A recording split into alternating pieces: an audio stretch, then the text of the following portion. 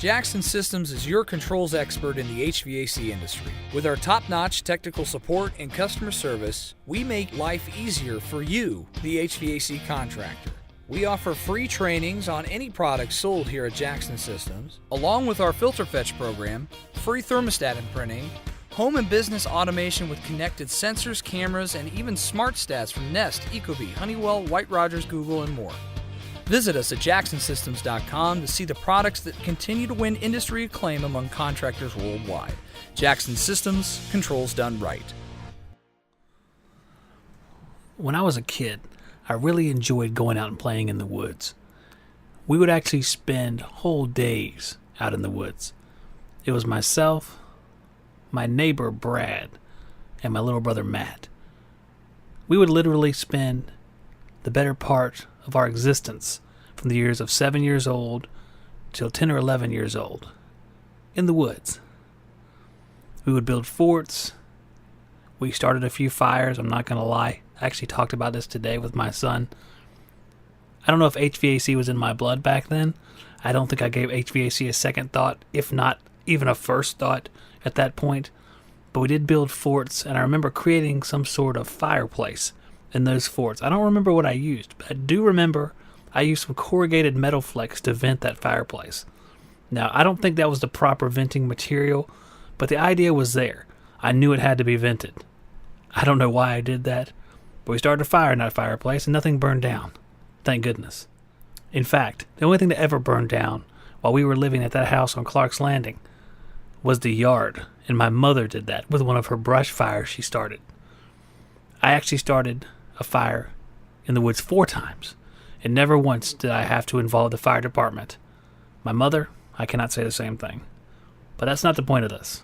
It's a funny story, maybe a great story for a different time, but when I wasn't outside playing in the woods, which was most of the time, I just loved video games. I loved it. They were fantastic. I remember that I had an Atari 2600 when I was a kid. Atari 2600 was awesome. It was home to such great games as Pole Position and Dig Dug. Anyone close to 40s probably remembers Dig Dug. It was awesome. So we'd play those all the time, and that was the upper echelon of video games. Until my cousin came down from Hickory. We lived in coastal North Carolina. A lot of my cousins were up in Hickory because my father's family originated in Hickory. So they came down, and what did they bring with them but the Nintendo Entertainment System? Oh my gosh. We were living in the dark ages. I never looked at Dig Dug the same again. It wasn't even a real game anymore. We had Mario and his brother Luigi.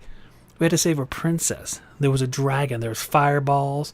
There was mushroom creatures. There were turtles that could fly. Dig Dug had a bunch of animals you blew up like balloons. It seemed stupid after that. But it was awesome. When I was playing Mario Brothers when I was a kid, I stumbled upon one of the secret features of the game. Mario Brothers has several zones called warp zones, where you can go from one level to a different level and skip the levels in between. This was groundbreaking stuff, guys. I found a warp zone one day. We won't discuss the warp zones too long.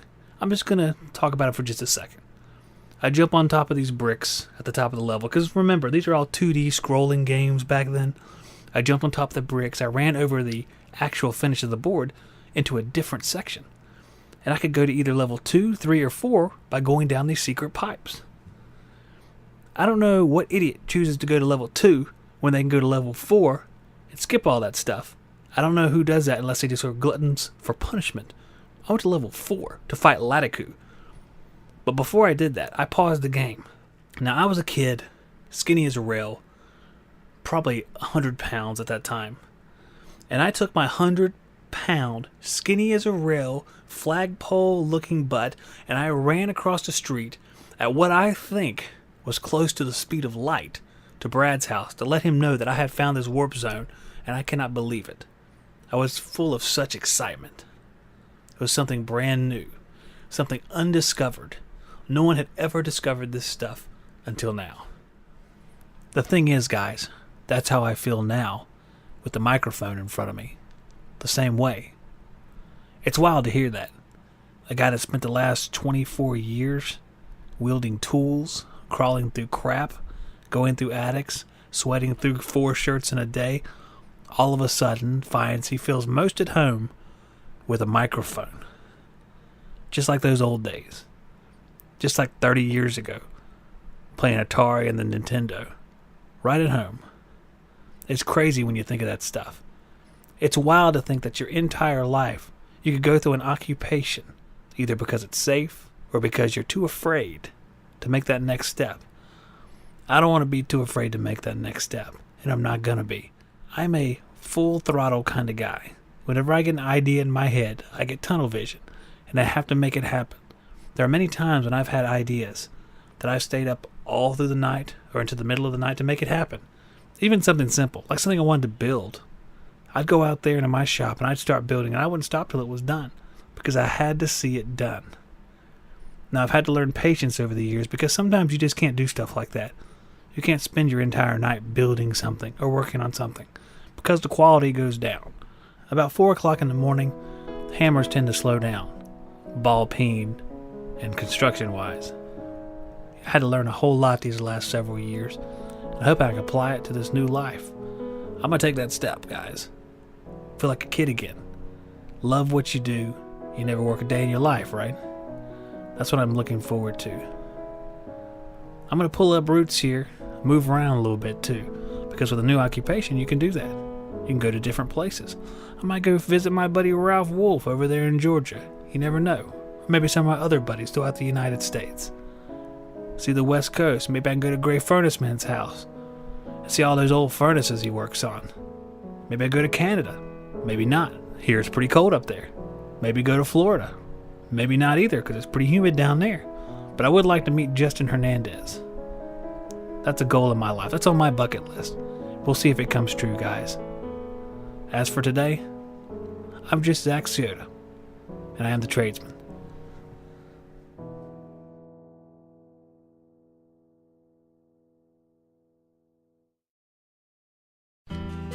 Guys that have listened to us at HVAC Shop Talk for a while have heard us talk about getting a free Zoom Lock toolkit with the purchase of a certain amount of Zoom Lock flame-free refrigerant fittings. Well, that's true. If you purchase 350 of the flame-free Zoom Lock fittings, you can get a free tool with that. But what you might not know is if you go to the Zoom Lock Roadshow and make that purchase, you can get it for 300 Zoom Lock flame-free refrigerant fittings. That's quite a deal, guys. Go to ZoomLockRoadshow.com and find out where that truck's at so you can flag it down and get your Zoom Lock tool today.